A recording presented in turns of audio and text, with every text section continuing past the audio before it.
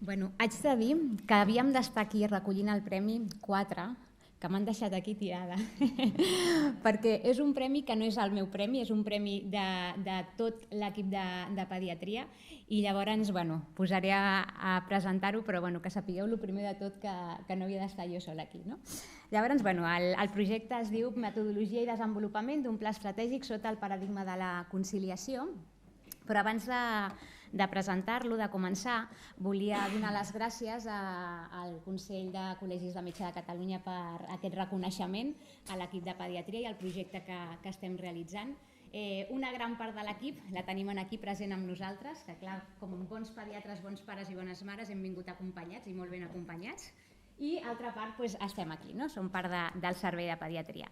Al servei de pediatria tenim residents de pediatria, residents d'infermeria, estudiants, i una mica perquè us feu la idea de la magnitud del nostre servei, tenim més o menys unes 55.000 urgències pediàtriques a l'any, unes 53.000 visites de consultes, unes 2.300 altes a hospitalització i assistim uns 1.700 parts anuals. Quan vam veure aquesta convocatòria vam dir, hombre, això estem treballant nosaltres, o sigui que com a mínim ens hem de presentar, a veure què passa, però ens vam sentir molt identificats, la veritat, amb el projecte. I us explicaré una mica què és el que estàvem treballant fins ara. Des de febrer de l'any passat, tot el que és el servei de pediatria, vam començar a dissenyar el nou pla estratègic que es diu Pediatria 2.0. Llavors vam determinar 5 línies estratègiques, que són Atenció 2.0, que engloba tot el tema de protocols, guies terapèutiques, etc. Superació, que inclou formació i investigació, innovació, tots els nous projectes, sostenibilitat, que és l'última, tot el tema de relacions externes, web, etc. I per mi la més important, que és personalització 2.0. El que vam fer amb això és que no podíem implantar un pla estratègic que vingués de dalt. Vam dir, hem de treballar-ho entre tots. Llavors ens vam dividir tots, tot el servei, en grups de treball, cadascú va triar aquella àrea amb la que es sentia més identificat i més motivat i tots vam començar a treballar, vam estar i continuem treballant des del febrer fins ara. Fem més o menys unes 2 o 3 reunions mensuals a primera hora del matí i ens dividim per grups per treballar tot el tema del pla estratègic.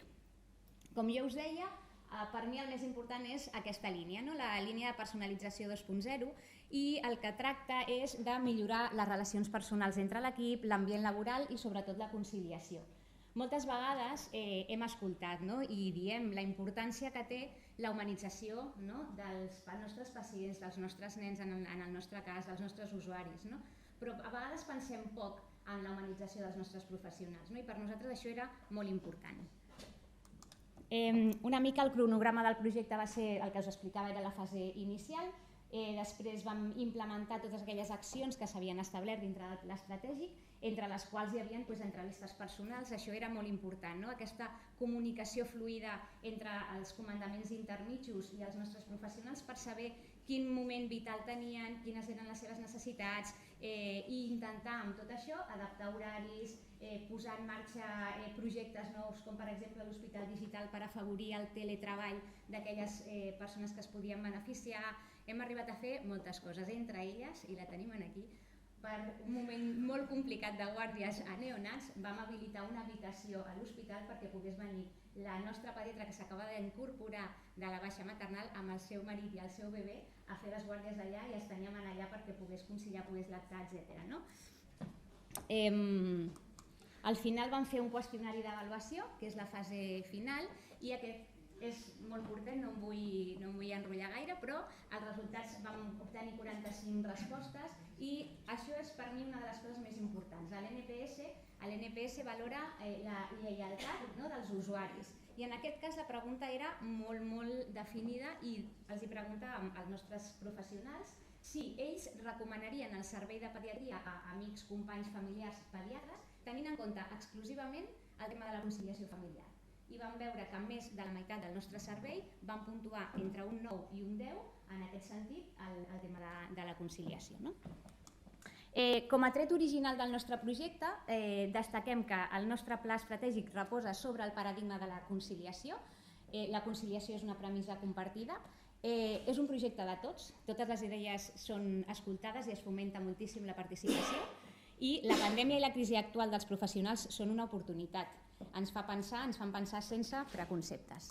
I ja per acabar, no em vull enrotllar més, dir que prioritzar la conciliació ha tingut un impacte molt positiu dintre del servei. Vull destacar la importància dels comandaments intermitjos per vetllar per cada un dels nostres professionals a l'hora de conciliar, i la part desenvolupada del pla estratègic ha estat molt ben rebuda pels professionals. Acabo amb aquesta foto informal, però és per dir que estic molt orgullosa del meu equip, que està en gran part aquí, i novament moltes gràcies a tots.